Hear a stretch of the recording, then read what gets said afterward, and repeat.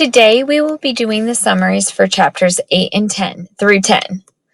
But before we get started, let's take a look at some of the questions from those chapters. Let's look at question number 2. What did Billy not like for Joe and Alan to do while he ate the worm?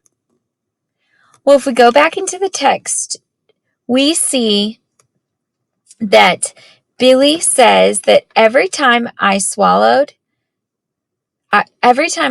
they lean forward as if they expect me to kneel over or something. So he didn't like the fact that Alan and Joe were whispering at the door, watching him, and they thought something that was going to happen to him, or acted like something was going to happen to him every time he took a bite of the worm. The next question was, what did Joe and Alan do that let Tom know they were making up this story? Well, we see back into the text that every time they were telling a story, Alan and Joe were telling a story about how Joe's mom had said that if he continued to eat the worm, then something was going to happen to him, that when he told his mother and father. Every time he was telling the story, he began to sneeze. So each time they were telling the story, Tom knew they were making it up because he was sneezing. Finally, the last question was, what would you do if you were Alan or Joe to stop Billy from eating the worms?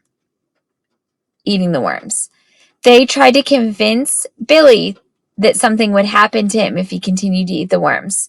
So it was asking you, what do you think you would do?